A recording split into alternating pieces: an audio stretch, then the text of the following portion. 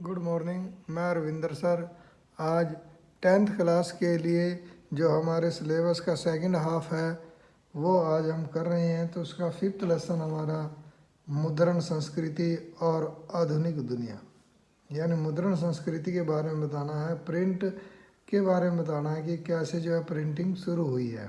तो इसका first question हमारा है, वुड ब्लॉक प्रिंट या तख्ती की छपाई यूरोप में 1295 के बाद आई। वुड ब्लॉक या तख्ती, तख्ती यानी जो लकड़ी के फट्टा होता है वाली छपाई चीन में होती थी।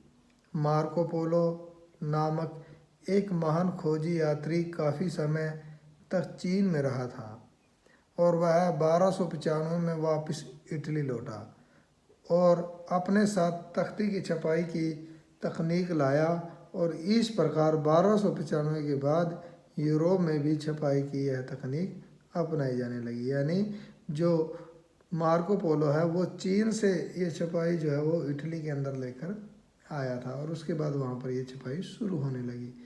सेकंड है, मार्टिन लूथर मुद्रण के पक्ष में था, उसने इसकी खुलेआम प्रशंसा की। मार्टिन लूथर जर्मनी का निवासी था।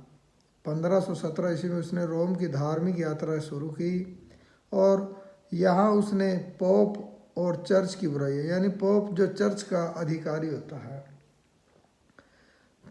और चर्च के अंदर जो बुराइयाँ थी उसके बारे में बताया। वापस आकर उसने इन बुराइयों के विरुद्ध सुधार आंदोलन चलाया। इसी आंदोलन के परिणाम स्वरूप ईसाई धर्म को प्रोटेस्टेंट शाखा का उदय हुआ। उसने जर्मन भाषा में बाइबल का अनुवाद किया और मार्टिन लूथर इसलिए मुद्रण के पक्ष में था क्योंकि यह गलत परंपरा का विरोध करने का सशक्त साधन है। यानी जो भी गलत परंपराएं समाज के अंदर चली हुई है तो हम उनको प्रिंट के माध्यम से, बुक के माध्यम से जो है हम एक दूसरे के पास उसको पहुंचा सकते हैं। इस माध्यम से अपने विचारों को थोड़े ही समय में कई लोगों तक पहुंचाया जा सकता था। उसने चर्च की कुरीतियों, यानी जो बुरी रीतियाँ वहाँ पर चली हुई थी, की आलोचना करते हुए 1295 संस्थापनाएँ लिखी। इसकी छपी हुई एक प्रति विटेनबर्ग के गिरजाघर के दरवाजे पर टांगी गई।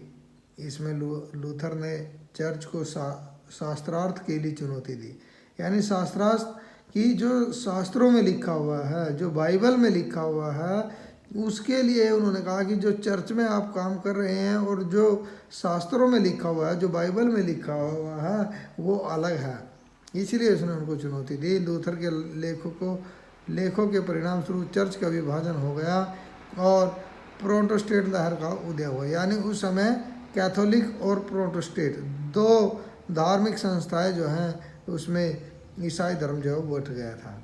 उसके द्वारा किए गए न्यू टेस्टामेंट के अनुवाद की 5000 प्रतियाँ कुछ ही हफ्तों में बिक गई और 3 महीने के अंदर ही इसका दूसरा संस्करण निकालना पड़ा। मुद्रण की प्रशंसा करते हुए उसने कहा था कि मुद्रण ईश्वर की दी हुई महानतम देन है, सबसे बड़ा उपहार है। यानी उन्होंने इसके बारे में खुली प्रशंसा की है कि मुद्रण होना चाहिए। इससे हम हर व्यक्ति तक अपने विचारों को जो है वो बहुत जल्दी और बहुत जो है आसानी से पहुंचा सकते हैं। तो ये 2 क्वेश्चन ही आज हम करेंगे।